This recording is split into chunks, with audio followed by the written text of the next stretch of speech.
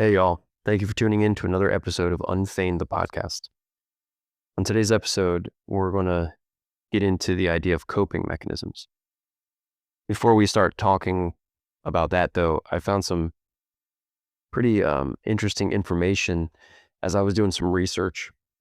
As I thought about my story and I thought about how I deal with stress and stressful situations and anxiety and how do I handle all that. As I thought about that, I thought about how I cope with things, right? And I came across something pretty interesting, and it's the difference between um, coping mechanisms and defense mechanisms. And I just thought some things that I found about these two things were interesting. So we're going to start by getting into that a little bit, and then I'll share. So basically, a coping mechanism is their conscious strategies to manage stress or emotions, right? So you're doing this consciously, things that you do basically on purpose to manage stress or stressful situations or difficult emotions or negative emotions, things like that. A defense mechanism is something you do unconsciously, your unconscious strategies to protect you from anxiety or distress. And so coping mechanisms, we use coping mechanisms to manage stress and promote emotional well-being. But defense mechanisms, they're there to protect the ego, which I thought this was interesting, right? Some things that I read to protect the ego by distorting reality and avoiding anxiety. I thought that was interesting. Um, our minds unconsciously distort reality. It warps a bit of what's really going on, and it's for the purpose of avoiding anxiety, right? That's crazy. So, just a couple other things about the difference between these two, because sometimes they can be confused, right? Like the way we react to a certain situation unconsciously, like something that happens could be a defense mechanism, not a coping mechanism, not a strategy that we purposely go to deal with the stressful situation. So a coping mechanism is intentional, right? We do it consciously. It's a very intentional effort to do something. A defense mechanism is automatic. It's our reaction, right? It's an automatic reaction. It's an unconscious automatic reaction. Some examples of coping mechanisms could be like exercise, meditation, journaling, social support, stuff like that. Some examples of a defense mechanism could be denial, projection, like you're rationalizing things. You could repress things, you regress, things like that. So what effects do coping mechanisms and defense mechanisms have on our mental health, right? Because that's what this is sort of about, right? This idea of mental health, right? So what effect does a coping mechanism have on our mental health? So there are basically coping mechanisms fall into two categories: adaptive and maladaptive, right? Adaptive is healthy, maladaptive is unhealthy, right? So like an adaptive coping mechanism, a healthy coping promotes well-being. Obviously, maladaptive or unhealthy coping worsens the situation, right? So a defense mechanism, the effect it has on mental health is it's temporary relief. But by providing this temporary relief, we avoid the situation. But if you do it too much, it actually will hinder your emotional growth, right? You can have some long-term issues if you never tackle how your body and your mind go into a defense mechanism on certain things. So that's interesting. Okay, so some things that I've read about how long the impact lasts, right? Coping mechanisms. This is some of the research I've done. Yeah, coping mechanism can offer short-term or long-term benefits, depending on whatever you do, right? A defense mechanism is for the short term only or primarily, but it actually hinders the long-term emotional progress. Um, so when we purposely use a coping mechanism or we unconsciously go into our defense mode, what outcome are we hoping for? Well, our coping mechanism, by coping with things, we're we're hoping to reduce stress and enhance our mental health. That seems pretty self-explanatory.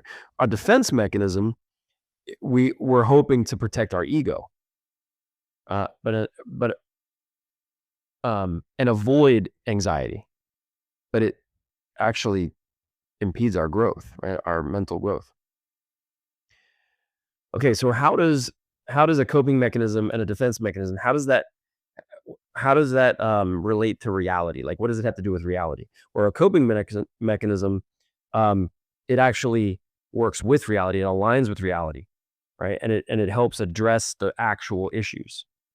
Where a defense mechanism distorts or denies the reality, right? It says, no, I'm not going to believe that that's actually really happening because you want to avoid anxiety. And so, what are some characteristics of a coping mechanism and a defense mechanism as far as like how flexible, like what's the flexibility of these things, using these things or the results of these things? So a coping mechanism can change based on our circumstance. And so it's extremely flexible, right? Because there's many different coping mechanisms depending on the situation. A defense mechanism generally is very rigid. It's the same thing we always go to when this situation arises. So I just thought some of those things were interesting as I started to think about the way I cope with things and started to think more about my coping mechanisms and how I dealt with certain things. And so I decided, I just want to read up on this stuff because it's interesting to me, right? And so I came across a bunch of this stuff and thought it was cool. But what I really want to talk about is I want to talk about coping mechanisms primarily. Maybe we'll get into defense mechanisms another episode. But like, how do you cope with things? Right? There's four major categories of coping mechanisms, and we won't get into all this today. Um, but like, how do you cope with things?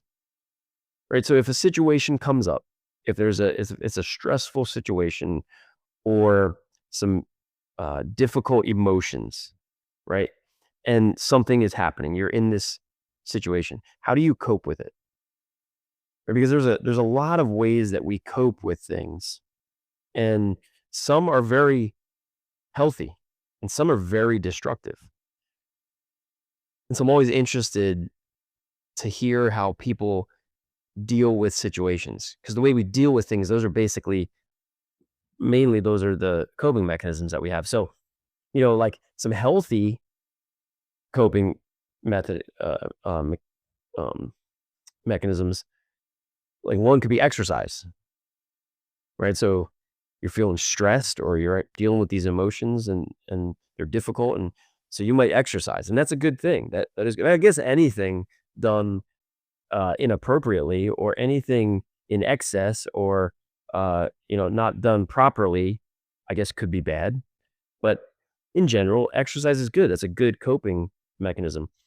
You know, deep breathing, right? You may have even told somebody or your kids or your partner or yourself. You may even do this where you're saying, okay, take some deep breaths. Let's take a couple deep breaths.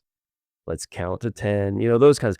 And so these relaxation methods, that's good, right? Those are healthy coping mechanisms.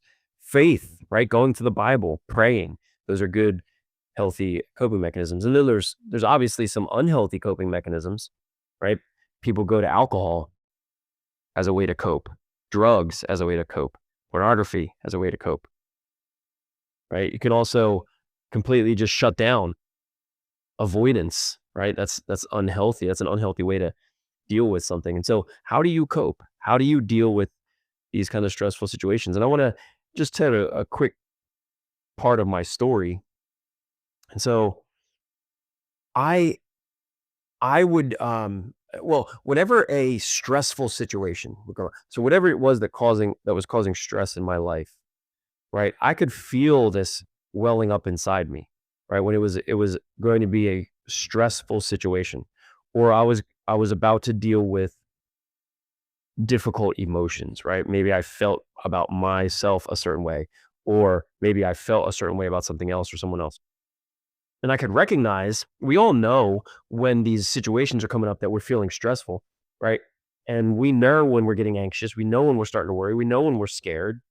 We know when we're frustrated. We know when we're stressed out.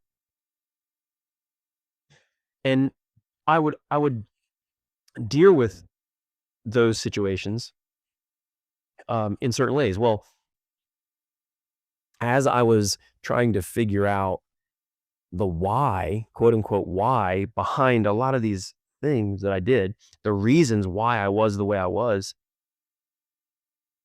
along this journey, it led me to the discovery of pornography was a coping mechanism.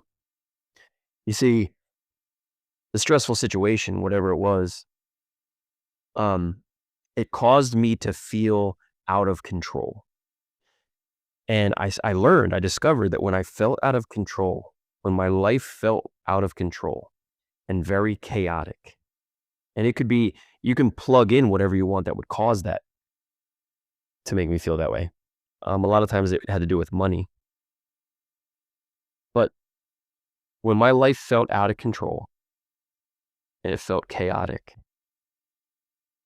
I I didn't know at the time. I wish I did, because once I found out this, it accelerated my healing.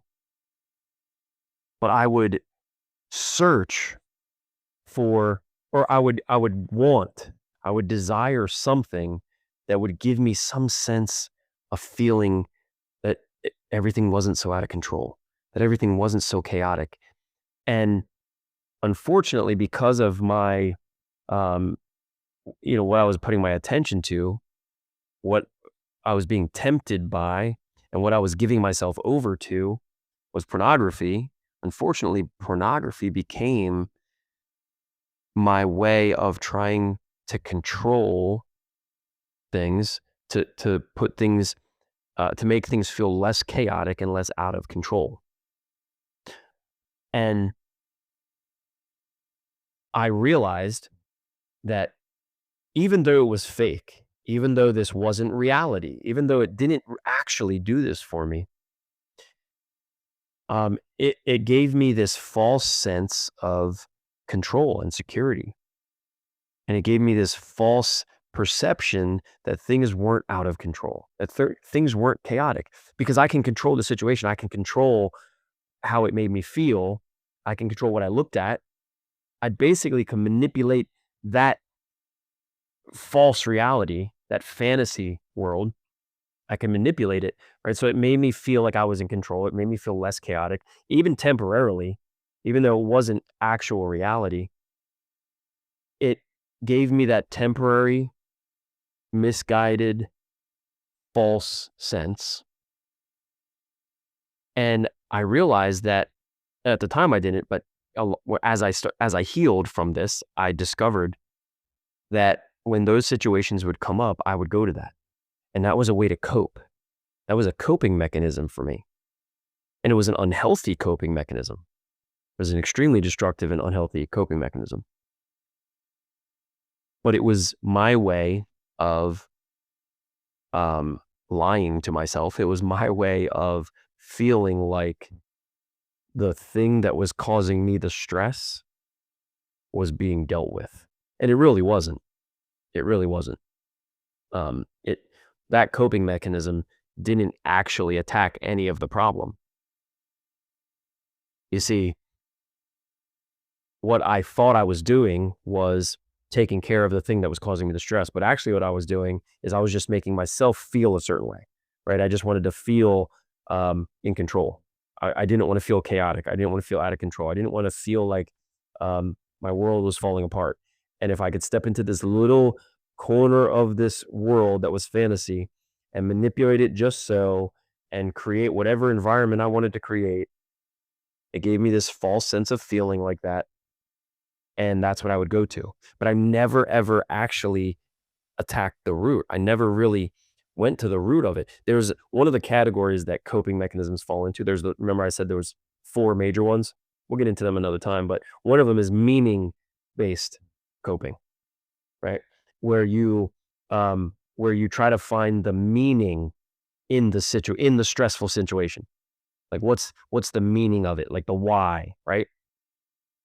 There's another one that's problem-solving coping, right? Where you attack the cause. For me, what was huge in my healing is when I got to the point where I discovered the why, right? And once I discovered the why of why I did what I did and why I acted the way I acted, when I discovered these whys, the reasons for why I was the way I was, I decided that in order to, because I didn't want to be like that, I didn't want to do that. In order to accomplish that, I had to attack the root. Well, I discovered the why, and now I needed to address it. I needed to attack it.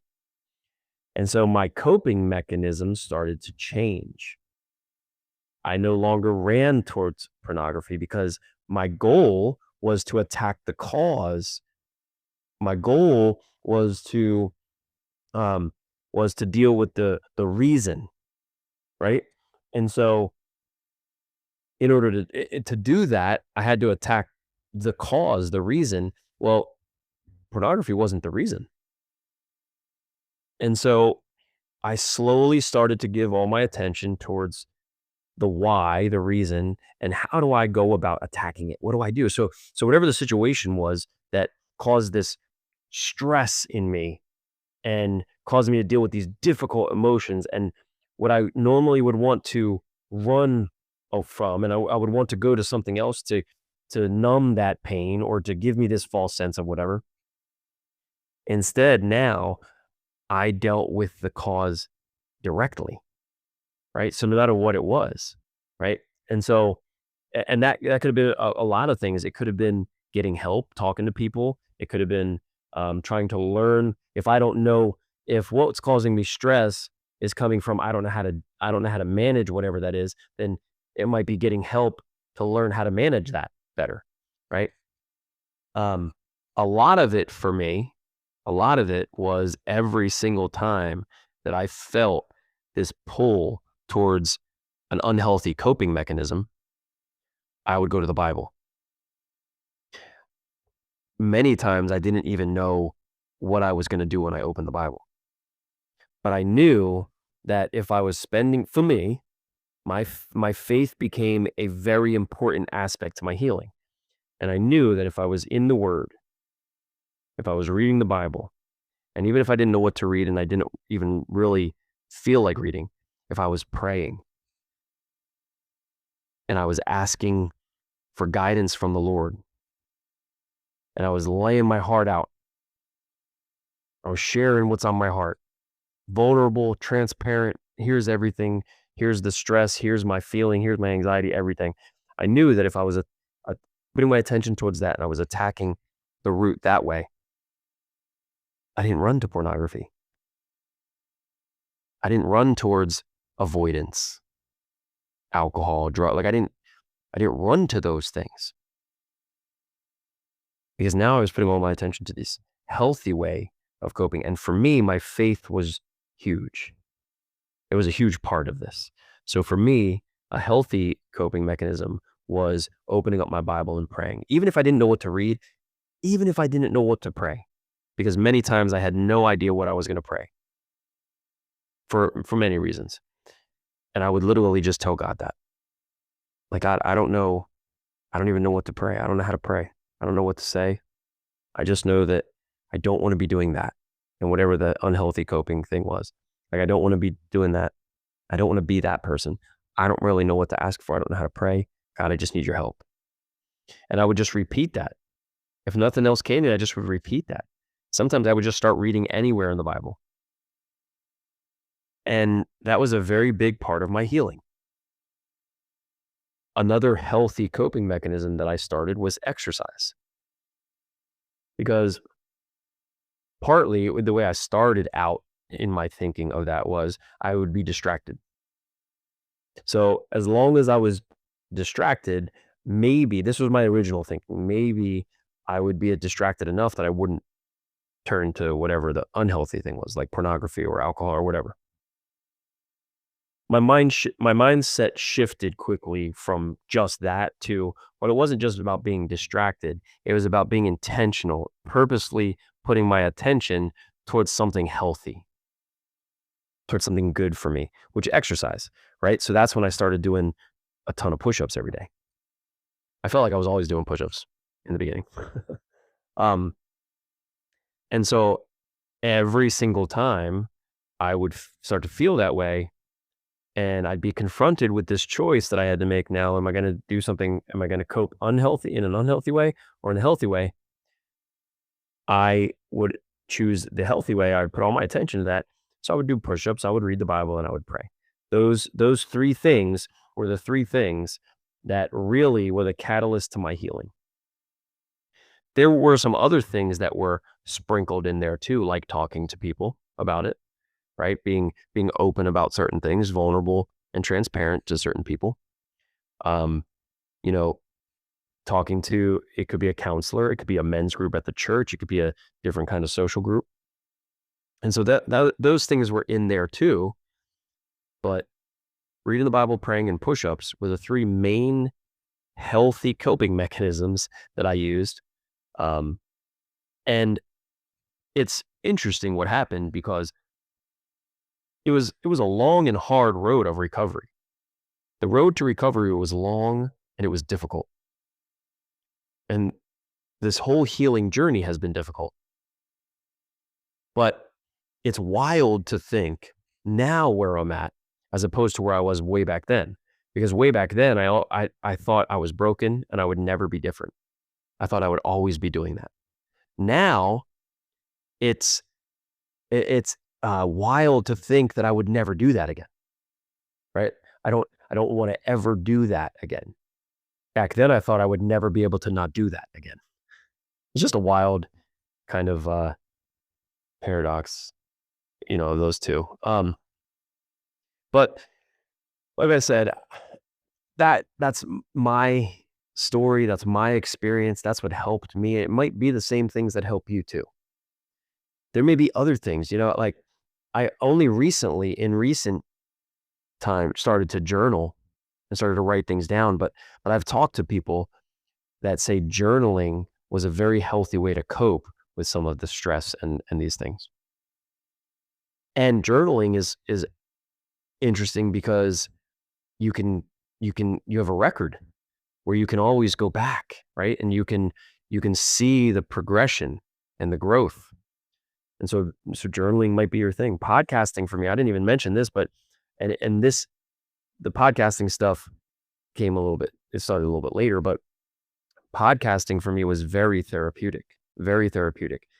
That was one of the things I said was in there because that was my way of sharing my story. Now, I didn't publish any of those. It was over 100 episodes. I didn't publish them because it wasn't really a quote unquote podcast for me. It was more of a way to be vulnerable and transparent and to share my story. But it was very raw. It was just raw emotion almost every day, really. I mean, not every day, but it was almost every day that I posted or that I recorded something. And it was very raw and it was very real. And there was a lot of pain and emotion involved. And for me, that was very therapeutic, very healing. So that might be your thing. Whether you start a podcast or not, it might be really good for you just to record. And if you don't want to write, you want to journal, maybe it's good for you to start recording some of this stuff, right? Tell your story to your recording, whether you're going to publish it or not. And maybe someday you will, who knows? But these things can be very healthy ways to deal and cope with life's stresses. Y'all, it hasn't been easy. None of it's been easy. They're simple things, but none of it's been easy. And it's been 9 years. I mean, it's 9 years of a journey, of a healing journey. That's not easy. There's been so many ups and downs, so many setbacks, but there's been so much healing. There's been so much celebration, even in the midst of the pain. My perspective today is so much different than it was 9 years ago. I mean, even not even that long ago, but even recent, right? And there's so much evidence of healing in my life. And that doesn't mean that the things are going away the way my unhealthy coping mechanisms have gone away. But the things causing me stress, it's life. It's still there. Temptation's still there. Life stresses are still there. I still have to confront the shame and regret from time to time of things of my past. And so all of it's still there, but I've developed healthy ways to deal with those things. And that's been a long journey, and it's been hard. And some of the things I just mentioned on this episode helped me get to the place where I'm at now, where I'm free from all of those unhealthy coping mechanisms, very specifically pornography. I'm healed, I'm sober, I'm recovered. Whatever words, resonate, I'm healed from that. And those three things, reading the Bible, praying, and push-ups, they helped me tremendously to get to where I'm at. So y'all, I really appreciate that you're listening to this podcast. I appreciate it so much that you've been following along on this journey with me, that you've been coming along with me on this journey. I've spoken to some of you, and it's been, that's so awesome to connect. We all have our stuff. We all have stuff that we're going through. Life has hit us all very differently. Some extremely hard, some a little hard, some not so much, and everything in between. But we all have our stuff, and we all have a story.